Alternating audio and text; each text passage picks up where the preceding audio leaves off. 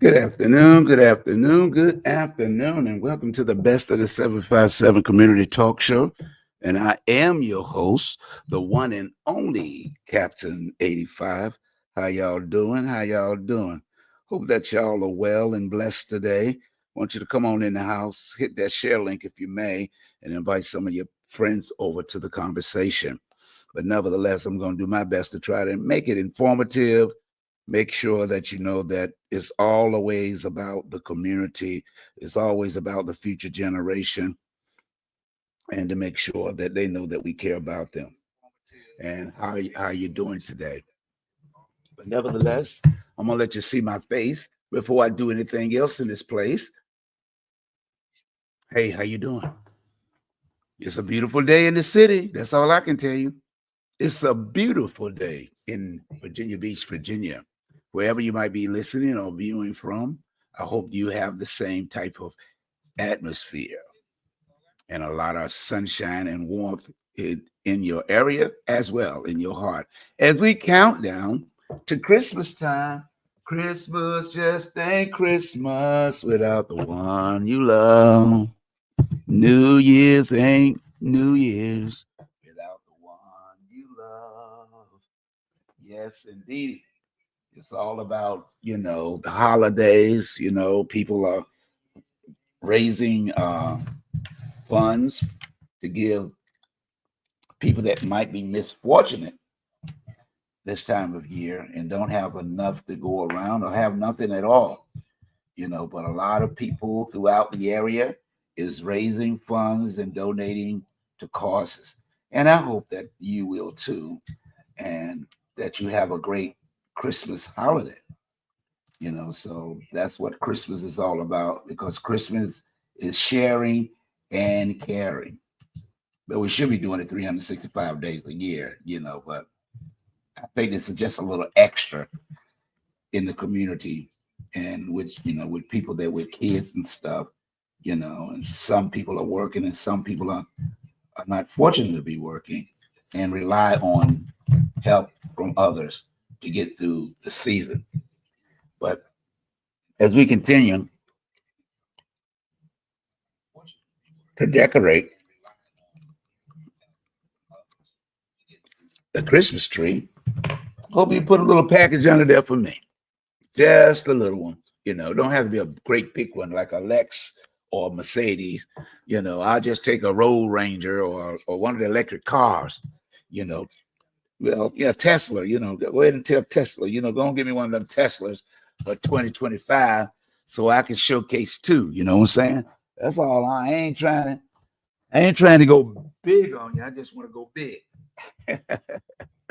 But if it's on you, it's on you. I don't mind. I don't mind taking charity every now and then, because Christmas is not charity. Christmas is a joyful time to give to others so that others can feel the joy of the season. That's what it's all about. That is really what Christmas is all about. And I hope that everybody have a great one. How was your Thanksgiving weekend? I had a great one. I had relatives and friends come over for a brief moment. And not everybody came over for food. No, some came over to cook the food. Yeah, I had my wife's niece from Jersey. She came down and prepared the whole Thanksgiving dinner because she likes to cook. And hey, I don't try to hate on nobody. That's what I don't do. I don't hate on nobody because I cook every day. You know, just about every day, except for the weekend. During the week, my wife, she works, and rest of the week, Monday through Fridays, I try to cook because everybody else is working. So I try to, throw in a little of my services. And on the weekends, I get the break like everybody else do. They got a job. You got a job, I got a job. But my job is I get a break. I get the break so that I can sit back and relax and maybe catch a couple of football games on Sunday and on the weekend. And Saturday, I do my talk show and a couple other things, keep up with my my posting on my internet shows. But as you can see, I keep, my CAPTAIN85 shirts. I got some new ones coming and some other stuff. But nevertheless, it's all about trying to reach our young people, because seemed like last week it was a lot of violence in the communities. 2 17s. One, the shooter was 17 that shot another 17-year-old boy in Virginia Beach. And this is why I continue to stress about the show. It's not about me. It's really about the future generation.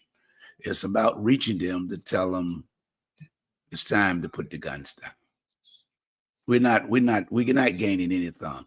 We are not gaining anything from using guns. We are not gaining anything from using violence. We're not gaining anything from bullying one another. We all on the same ship. It's called Mother Earth. We can't get off. We cannot get off this ship until it's time. So when we get on this ship, we must realize that the only way we can solve a problem is to learn to love one another. And the key point I always stress is young people need love. And we have to be able to share love in order for them to be able to know what love is. And that's what it's all about with me. If we can do that, then we can reach a population that may not have enough love in their heart, may not have enough love to go around in a family with about 6 or 7 kids, and that's the immediate thing we have to learn. We have to show them and teach them the good things about life. And the good things about life is LOVE, love. And if they don't receive love, then how will they know about love? What, from watching TV, the cartoons, listening to the music, So when you listen to some music is weaponized. It's always talking about gang banging or shooting someone. And this is what they know, because this is what they hear. This is what they see in the videos. This is what they see on the internet. Are we monitoring what our young people are watching? Are we monitoring the friends, that the people they call their friends, that they hang around with? And a lot of parents, they work during the day, and kids are usually home by themselves when they get out of school. And then when young people come over their houses and nobody's there but them, and they're unprotected, and then they get in mischief and cause things to go array, who we gonna blame, or who we gonna call? Because the Ghostbusters ain't coming. We have to recognize, to educate our young people about guns and not to touch them, especially when they're underage. You have to educate them and train them that a gun is a weapon of destruction. A gun is a weapon to destroy. So when we don't educate them and teach them about those things, then there is going to be a problem. And the problem that we face in our community, we're losing a generation of young people. We're losing a generation of young people. And when we do that, who's going to be held accountable? Some laws are changing. When parents today have someone that kills somebody, now they're putting those people in jail. So if you don't do it, who's going to do it? Who's going to take that time and say, hey, you're not listening. It's too late when the man come knock on your door. And this is one of the things right here that I'm talking about.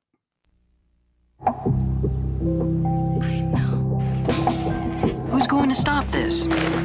If not you, then who? Take a stand. Lend a hand. Stop bullying now. Yep. Who's going to stop that bullying? We need to come up with a plan, which I've been working on to try to implement, and hopefully in 2025, starting in January, to start my program without the assistance of the cities.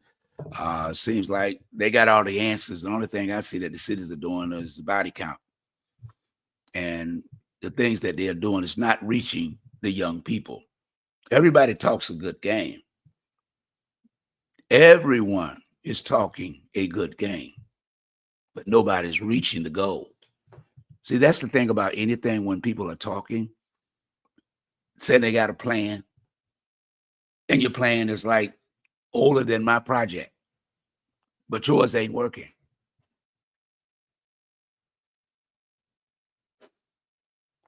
And they refuse to look at things that can get done without young people losing their lives. This is a very, very serious problem. I don't know how long this started. Like I tell people, this started way back in 1984. The gun violence really, I mean, gun violence has always been here because gangs, you always had the local gangs, but it won't so much of shooting. They might fighting each other, you know. They might carry the weapon or they might shoot it in the air. But today's body count is not compared to years past. For this area, we're considered, Virginia is considered a state they call like the Bible Belt of religion. That's why you have so many churches, because it's more religion here than others, you know, amongst the other states. It's called like the Bible Belt. So if it's the Bible Belt, why is it that they stop prayer in school? Now, Donald Trump wants to bring it back, or he's going to make it mandatory. Well, what are you going to do then, other than pay for his Bibles? You know, he ain't doing nothing for free. He's saying he's using the Trump Bibles. But as long as they get a Bible, I guess that's what he's saying. As long as they get a Bible, why not be the Trump Bible? Thou shalt not kill, but steal all you want. We have an epidemic that's serious. I shouldn't be joking, but our young people, I'm stressing that our young people need our help, and especially in our community. In our community, we have to learn to teach them business ownership so they can change things, so they can take away. And let me say this. This picture is from the Men of Valor, the Men of Valor organization on Facebook. I took this off their Facebook courtesy of Men of Valor. And why I took this one the most, because it represents our community, the Afro-American community of young men and young girls, that we all can look at someone and say, hey, they look like us. Hey, that's me. That's me they're talking about. So we have to be able to represent and stop playing games and stop pointing fingers, because it ain't solving no problem in our community. Every week, and when I talk to people in other states like New York and New Jersey, they say it ain't no different up here. Philadelphia, it ain't no different up here. Washington, D.C., it ain't no different from up here. Atlanta, ain't no different. Florida, ain't no different. But somebody has to make a difference. Somebody in the 50 states of the United States must say, we have talked to kids, we got programs that are working. Because that seems like that's the only thing the city wants to do, is venture to other cities and don't want to work with the people in the city that the problem is. You can't talk to strangers? Kids don't talk to strangers, especially adults. You come up with programs that they ain't paying attention to. Because one, you haven't done anything to get their attention. The brother or sisters got killed. The brothers or sisters have committed a crime and going away for 30 to 40 to life. And we just sit around and just point fingers and give them the privilege of not saying, I need help. I need help. And this is like, even when you see this, when I studied this picture right here, it's like it's saying guns up, hands up. But is they really saying I need help? Are they praying? Or what are they doing? Just for one moment, I'll be right back. Let me take this pause for the calls. And while I do that, I will play a quick song. I'll be right back. Getting behind the wheel of a car is a big responsibility. You take your life in your hands, and also the lives of others. Happy birthday, Daddy.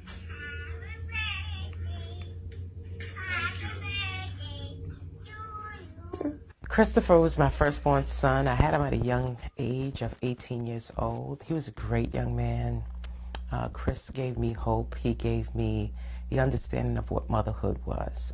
I was young. I needed love.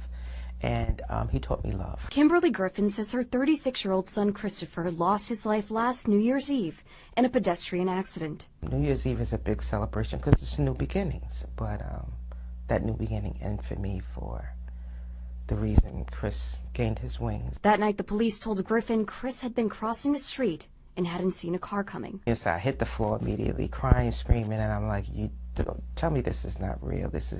It can't be real. I just lost a son. In 2019, Griffin lost her 27-year-old son Joey to fentanyl poisoning. To cope with her grief, Griffin created a magazine publication called Bully, a resource for people to share their stories of loss and resilience. Griffin says this platform has helped her face her own grief. It gave me a lot of therapy, listening to other individuals share their story of hope and how they overcame their challenges in life. As the holiday season rolls around, Griffin says she's not prepared to have 2 empty seats at the dinner table. I feel left out. Everybody celebrates a lot of things with their children, with their sons, and I have one son living. You don't expect to go through life without your children, leaving before you. Sunday was World Day of Remembrance for road traffic victims, a time of reflection and remembrance for families like Griffin's.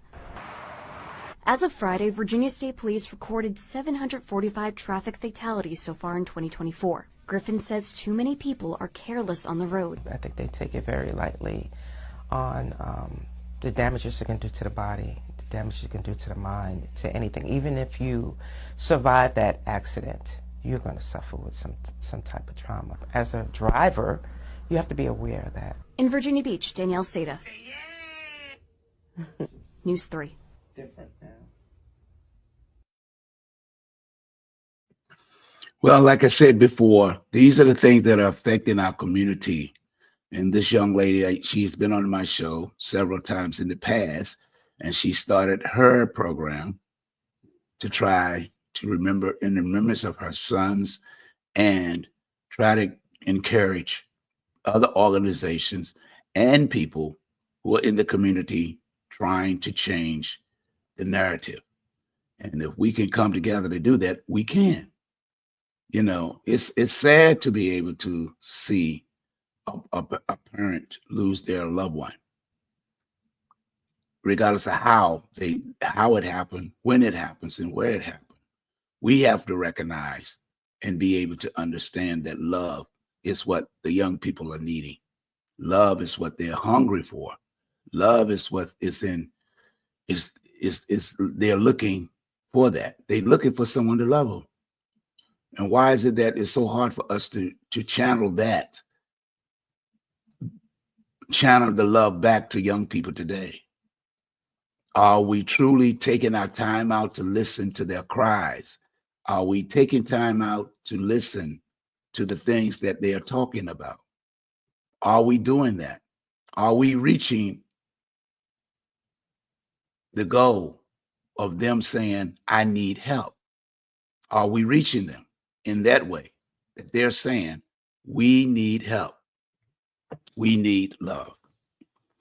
You know, people, I mean, I remember when I was a child and, you know, listening to older people, and when you're saying love, most people sometimes are a little shy of that, especially young people when you say I love you, because they don't really understand it. And you see in most movies that are, when they're talking about young people and the love of what they are going through, are we using, you know, when predators or things come around and say, I love you, then they become predators. Then they get confused about what love is.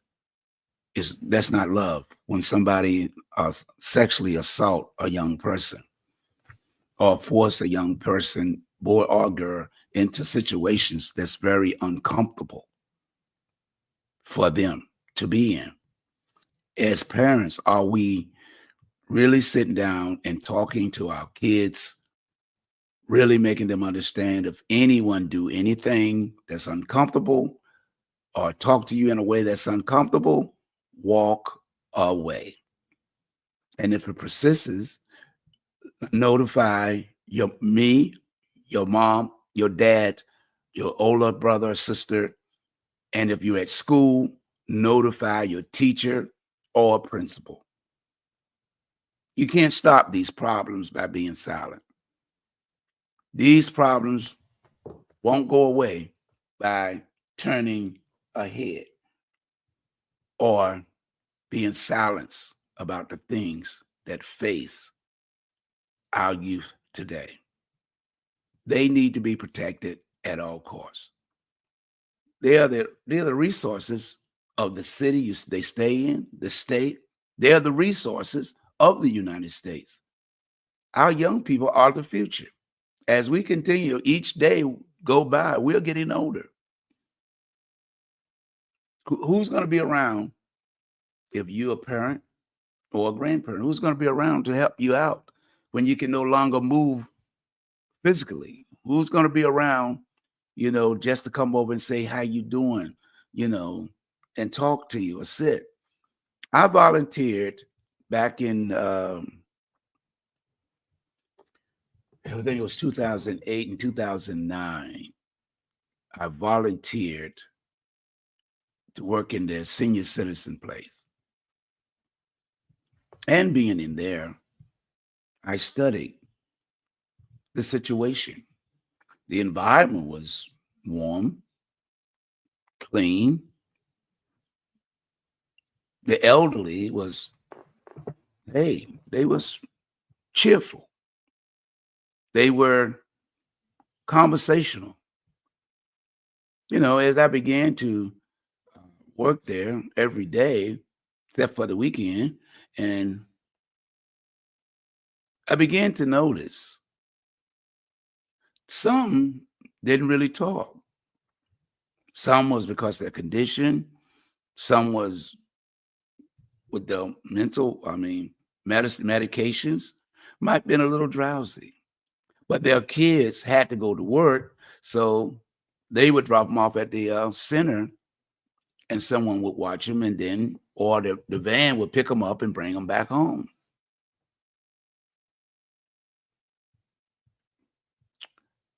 But they had activities that made they gave the adults something to do.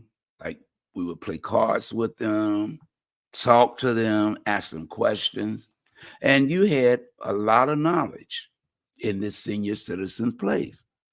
So, I mean, the times I worked there, I'm like, why is it that they don't bring the kids? I mean, they did bring the kids.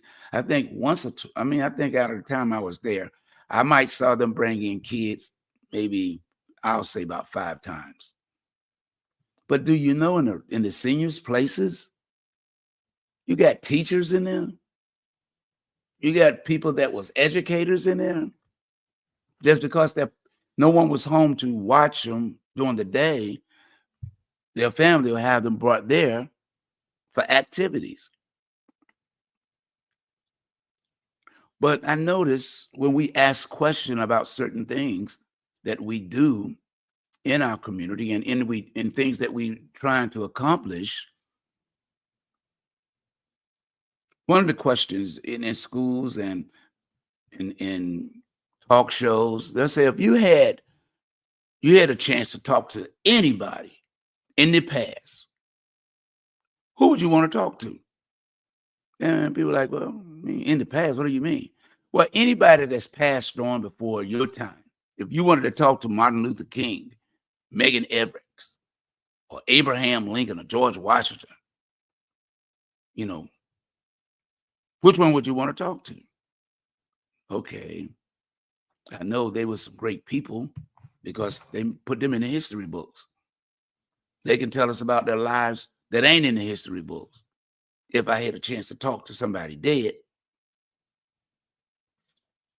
I'm trying to figure out why I would stick with that when they got all these seniors, citizens, in senior citizen places, rest homes, that some of them don't even have kids or relatives in this area of state.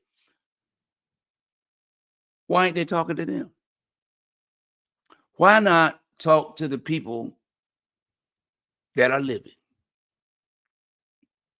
Because scripture said, let the dead bury the dead. Unless we dead, why are we trying to talk to the dead? I don't understand all the great people that we have living, but yet we let that opportunity pass us by. And I know I'm getting older, so I don't have no problem with at the end of the road, because you're already prepared for that. But we should talk to our young people not to throw that end of the road away. Every boy, girl, man, and woman have a life expectancy. It's in scripture. If you live a certain age, if you live accordingly, then you are rightfully supposed to live to get to 70 years old. 70. If you live beyond 70, you're promised till you get another 50 years, another 50, 120 at the most. And if you want to live beyond that, that's on God. That's not on no human being. So why are we letting the human beings destroy what God has already intended? Science says, and history, during the early stages of this creation on the planet called Mother Earth, people were living to be 700 and 800 years old. But for some odd reason, or science reason, it was cut short.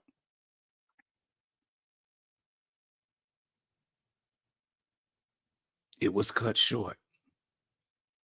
We do everything but to try to live to what scripture has already said. And scripture is only history, so you can read it. That's what religion is. It's a history book. It's like a planning guide to tell you how to navigate on this planet called Mother Earth, in the solar system, in the universe.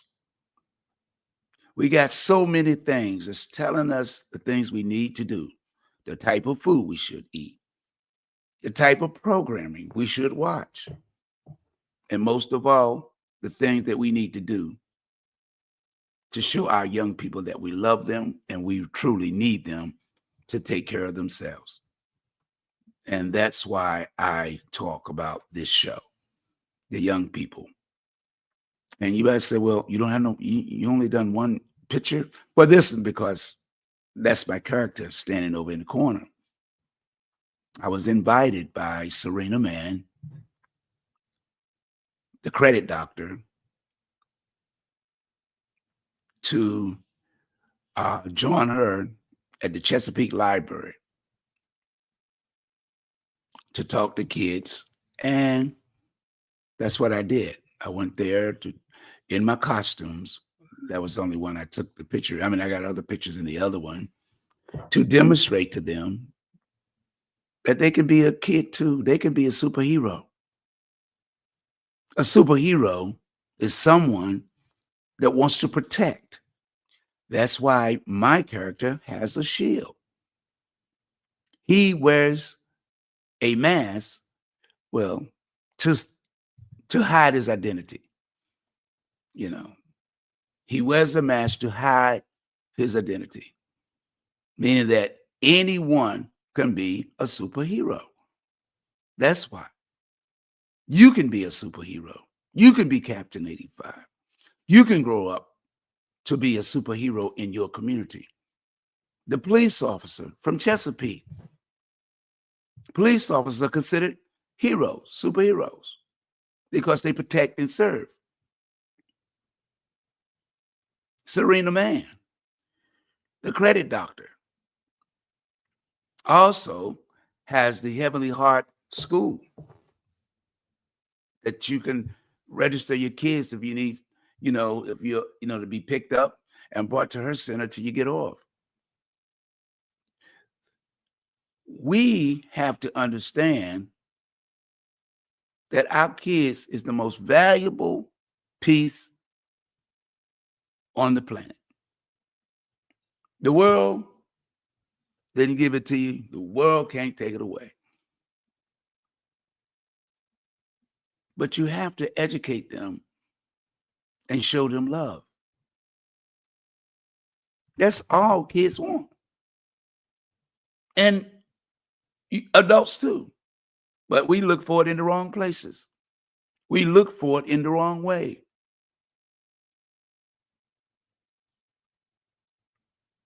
But we have to be able to reach our young people, our youth, in a way that's going to make them say, I'm not going to do this because I don't want to let Captain 85 down.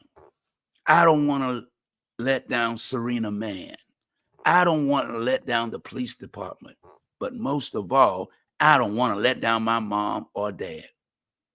I don't want to let down my brother or sister. That's what love is. Love is saying, hey, I understand. I care. I want somebody to love me.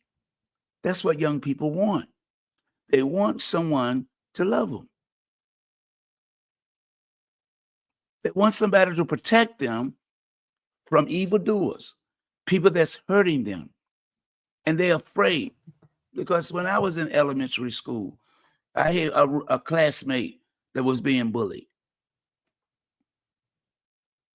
by another student. And I'll never forget when I asked him, why are you crying? He said, I don't want to tell you.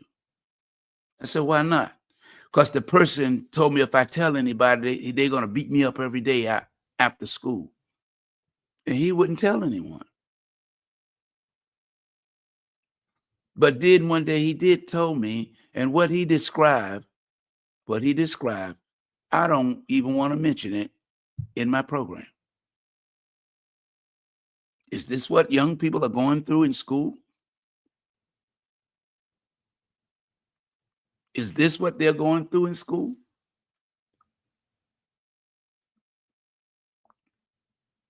Being bullied, being threatened.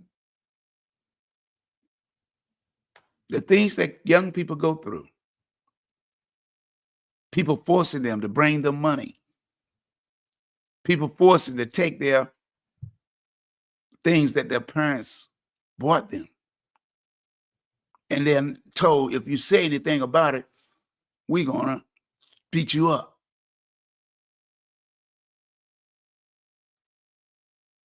And that's why young people carry guns or carry a weapon, because they are afraid. Because television tell them that's what you use when you're afraid. The video games tell them this is what you do when you're afraid. The music, this is what it tells them. You're working against machines that is taking control mentally, spiritually of your children. And we just say, hey, they got to have entertainment. But are you monitoring their entertainment? Are you monitoring the things they need to make sure that you love them? Are you putting them in programs where they can feel more love and it's being reiterated? And then are you asking them questions about what went on at that program? Are you volunteer an hour or two of your time to work with a program so you can see for yourself to make sure that the program is suitable for your child and other people in the community? We got to stop just putting it in other people's hands and just say, hey, that's okay. That's all right. No, it's not okay. And no, it's not all right. It's only all right if you just let it be in their hands and no one else's. We have to do better and try to reach people that we need to prepare for the future. And if we can't do that, we're a disservice to our young people. We're a disservice to our community. We have to be able to show love to our future generation. They need our voice. They need to know that we sincerely love them and we sincerely care. You can't just, I love you, gone, I'll see you later. Leave your home, leave people there that's not going to respect your home when you're gone. That's the way I was brought up. I'm sorry. My mother used to say, I don't want nobody in my house when I'm gone. If I find out somebody was there, you're gonna have a whole problem. And believe me, you didn't want the problem with my mom or dad, because they ain't play. All I know is, yes, ma'am, ain't nobody coming in this house. And up until I left as a child, nobody did. And that's the point I'm trying to make today. Are we giving too much freedom to young people? And when we do that, are we concerned about what activities are going on in our home when we are no longer there? That's all I'm saying. We have to reach some type of way to understand this. And with all the monitors they got today, to monitor your home when you're not there, we have to be very, very careful of who's in your home when you're no longer there, because it's too late. It's too late when those problems occur at your door.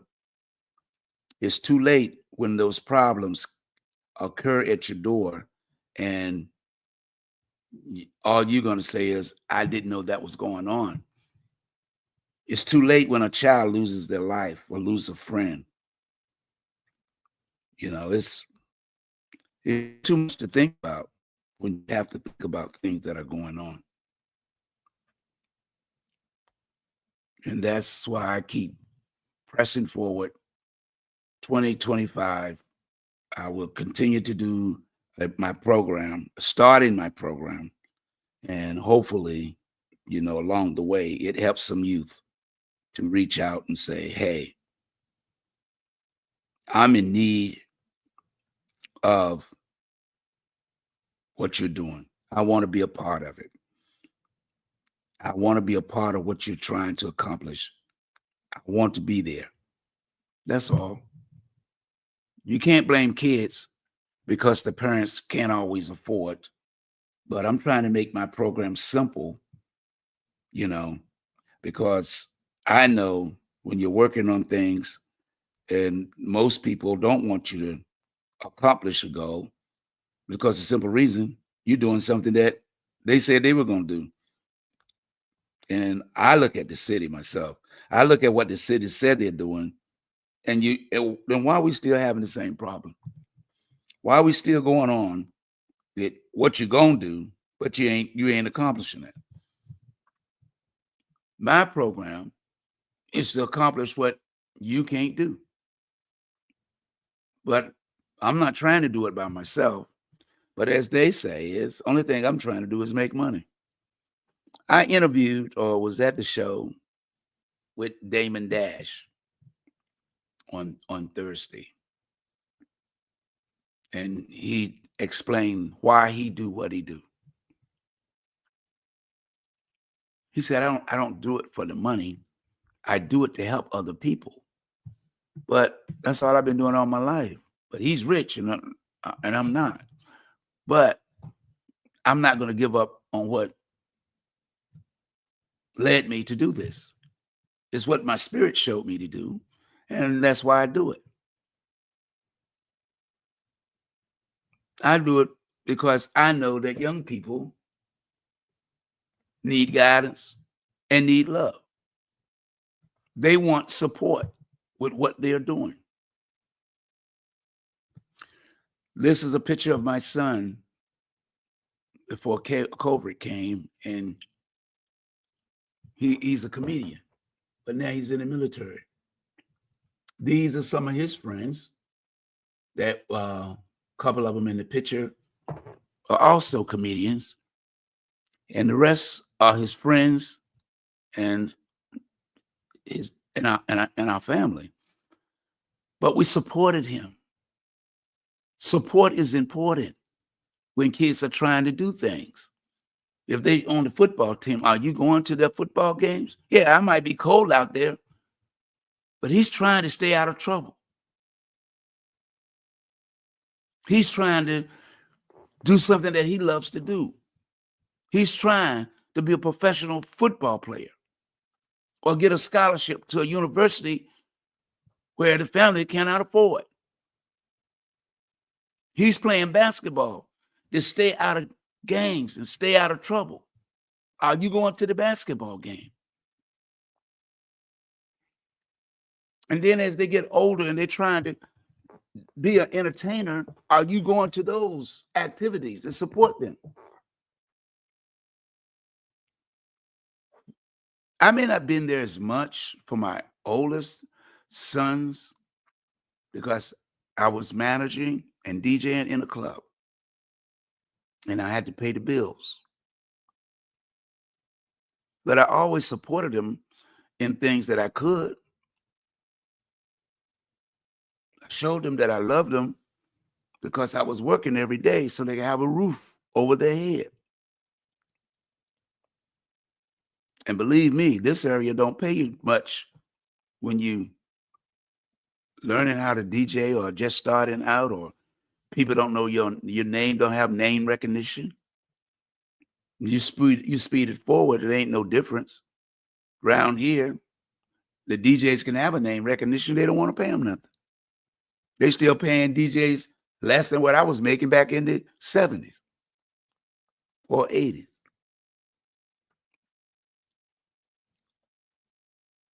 But that's a topic for another day. But what I'm saying is this. If we can learn to work together, if we can learn to show our teachers, assistants, that we can learn, because teachers have a hard job. It's not easy. It's not an easy job. But if we can come together and make that work, then the teachers wouldn't have a hard time in school. They would not have a hard time if parents were going to the school, taking a day out, an hour to a week. If you got more than one kid in the school, take an hour to visit her school, an hour to visit his school, and talk to the teacher, talk to the principal, see what your child is doing. And there's no way he can talk about, or you can say you didn't know. It's your job to know what your child is going through. It is your job to be there for your child. Because if not, if you're not there for them, hello streaks, hello gangs.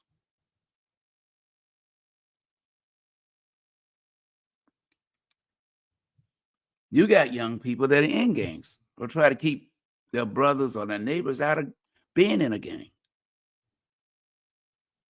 But they're only one person. It takes a lot of people to talk to young people about violence, about bullying.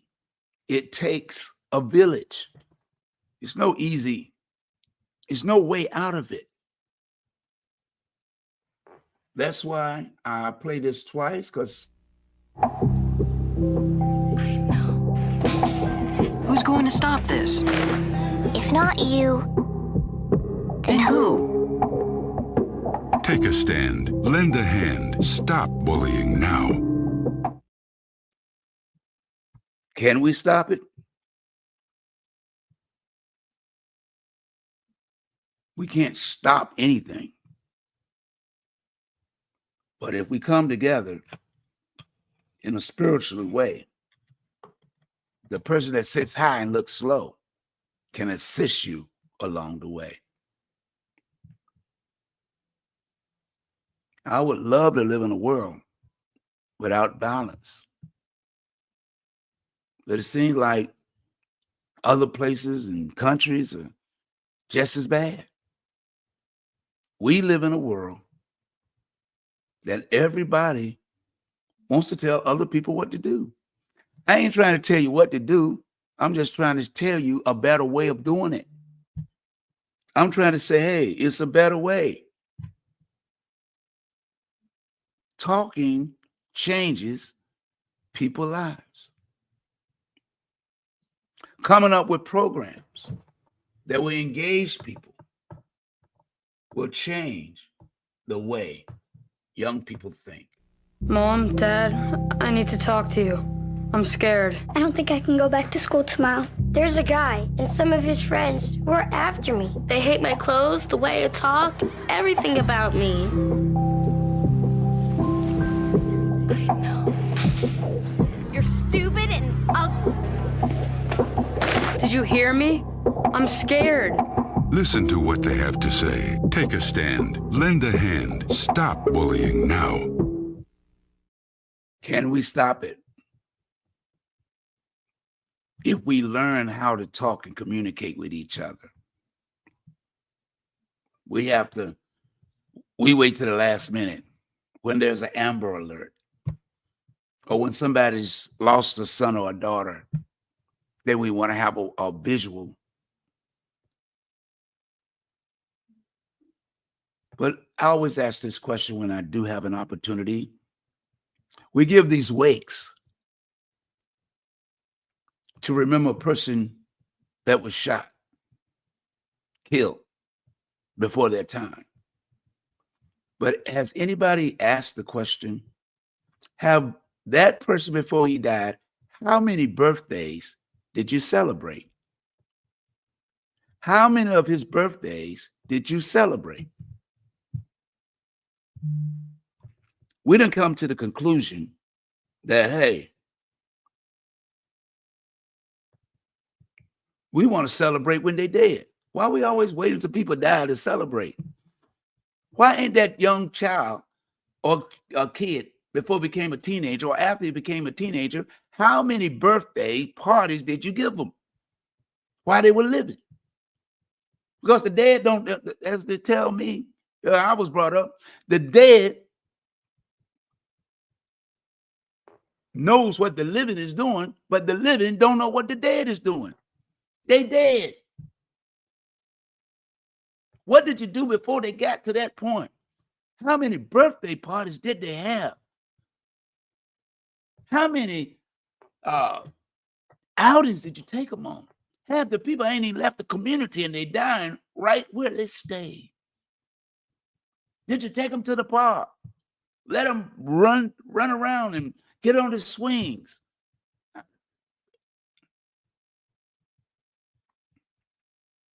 I know.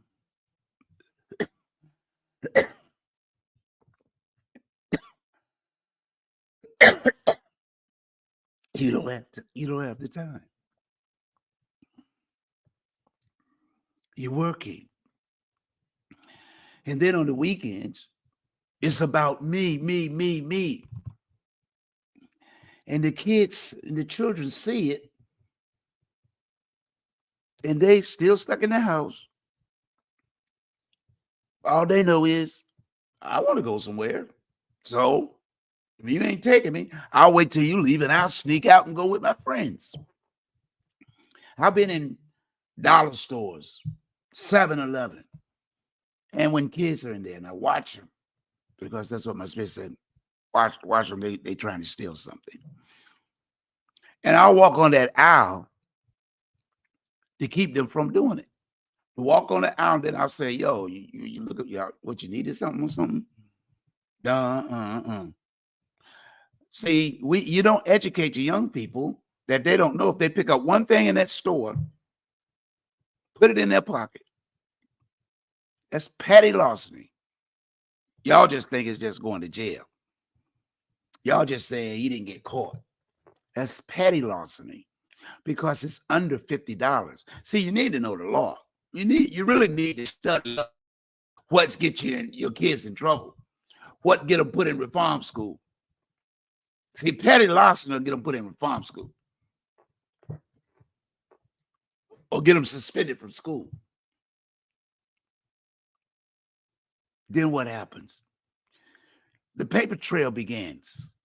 See, when your kid does something, it's a paper trail. Maybe you didn't realize that. It's a paper trail. Just like if you get a ticket, that's a paper trail. Everything is on paper. You need to understand the game. The game is they don't care about you stealing. They know they're going to get you one day. They know they're going to get you. In stealing, nobody wins but the person that's coming to get you. You have to educate young people. If you don't have money to pay for it, don't touch it. Don't put your hands on it. You don't even understand when you go into Walmart, Target, all these big box stores. They got people walking around like they shoppers, like they shopping. And they in there to watch what you doing. They ain't just got the cameras. They got people to walk around and pay to see if you going to steal something. If you going to go in the dressing room and put something on. Oh, I got to try this on. Yeah, go ahead. They ain't going in there with you. And you walk out, you had 3 items, and you put 2 back. They already know what you're doing. But most people don't know. By law, as long as you're in that store, you ain't stole nothing. See, they can't charge you for stealing. They can only charge you when you step across that sill of the door. Unless the laws change that I don't know anything about. We have to educate our young people about everything that keeps them out of the hand of the law. The law is to protect and serve. Listen to what it says. Protect and serve. They can't protect you if you're creating the problem. They are the law, and they're going to do what they are sworn to do. Take you to jail. You don't have to be disrespectful to a police officer. Police officer already know who you is when he followed you about a block, about 5 blocks. He was running your license plate. He was running your license plate. He already know who you are, if the car belongs to you or not, until he walk up to you and say, "Good evening, sir. May I have your license and your registration card?" "Hey, man, what have I done?" Well, one, he ain't just pull you over by random. He run license plates. That's why you see them riding behind you. They riding behind you, and they running your license plate.